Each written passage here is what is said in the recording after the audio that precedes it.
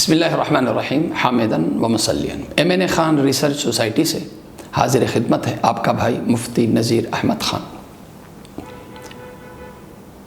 گھروں میں تراویح کی جماعت کا ہونا باعث برکت ہے، ایک متروک سنت کا احیاء ہے، اور گھر میں نبی پاک صلی اللہ علیہ وسلم کی سنت جو ہے نا مصلی کی سنت کا احیاء ہے۔ اور پھر اس گھر میں قرآن کا ختم ہو تو ظاہر قرآن کے نزول قرآن کی وجہ سے اگر لیلۃ القدر افضل ترین رات قرار پا سکتی ہے، نزول قرآن کی وجہ سے رمضان کا مہینہ افضل مہینہ قرار پا سکتا ہے، تو قرآن کی تلاوت کی وجہ سے، ختم قرآن کی وجہ سے وہ گھر تمام گھروں میں افضل گھر اللہ کی نظر میں قرار نہیں پا سکتا۔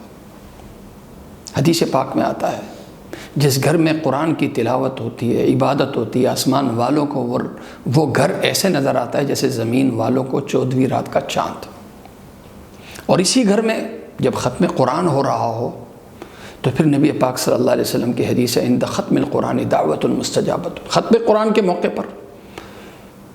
حاضرین مجلس اور گھر میں موجود افراد کی اللہ ایک حاجت، ایک دعا اللہ ضرور قبول کرتا ہے۔ تو قبولیت والی محفل ہوتی ہے، قرآن تکمیل قرآن کا موقع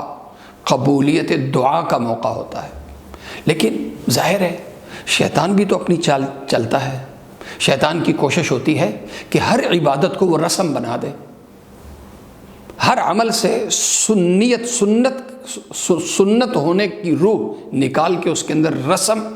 اور خواہشات کی روح ڈال دے۔ اس کی ایک زندہ مثال ہے شادی میں ولیمہ کرنا سنت ہے، لیکن اس ولیمے کو تکلفات کی نظر کر کے،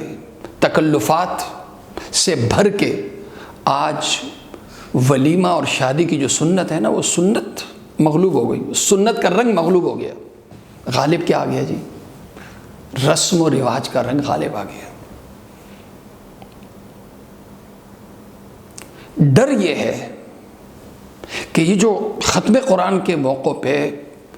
ہمارے جو مالدار مسلمان بھائی ہیں، وہ ان موقعوں پہ، ختم قرآن کے موقع پہ وہ اپنی پاور شو کرتے ہیں، اپنے تعلقات کی طاقت دکھاتے ہیں، اپنی دولت کی طاقت دکھاتے ہیں، اور یہ کچھ جگہوں پہ ہو رہا ہے۔ تو ان دوستوں سے میری درخواست ہے کہ ہم جو سنت کا احیاء کرنے جا رہے ہیں، اس وقت ہم نے ایک مہم چلائی ہوئی ہے۔ مہم یہ ہے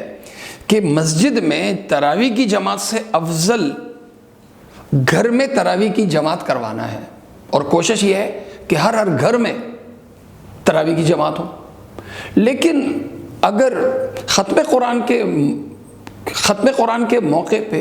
یہ پرتکلف تقریبات ہوں گی اور اس میں جب مقابلہ چلے گا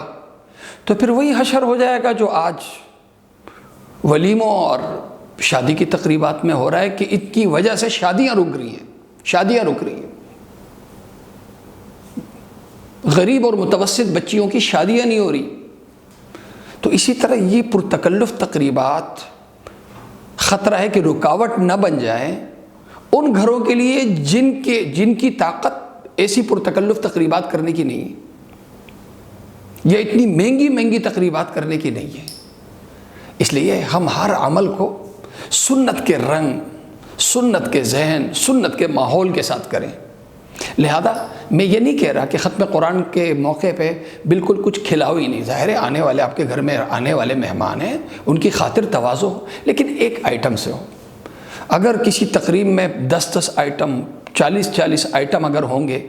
تو پھر یہی ہوگا کہ اب ظاہر ہے کہ دوسرے جو ان کے دوست احباب ہیں، ان کے عزیز رشتہ دار ہیں، اس ٹکر کی تقریب جب وہ نہیں کریں گے تو وہ تو اپنی اس کو تذلیل سمجھیں گے۔ تو وہ کہیں گے بجائے ختم قرآن کے موقع اپنے گھر میں تراویح کرانے کی اور پھر بعد میں ختم قرآن کے موقع پہ جب ہم ایسی تقریبات نہیں کر سکے تو ہماری تو ناک کٹ جائے گی، تو سرے سے وہ اس سنت کو ہاتھ ہی نہیں لگائیں گے، اپنے گھر میں تراویح ہی نہیں پڑھائیں گے۔ اس لیے ہم دوسروں کے لیے دین سے دور ہونے یا دین سے دور کرنے کا سبب نہ بنے، بلکہ ہمارے عمل سے، ہمارا عمل کردار ایسا ہو کہ جو لوگوں کا دین پہ آنے کا سبب بنے، نہ کہ دین سے دور ہونے کا۔ اللہ تعالیٰ مجھے اور آپ سب کو عمل کرنے کی توفیق عطا فرمائے۔ وآخر دعوانا ان الحمد للہ رب العالمین۔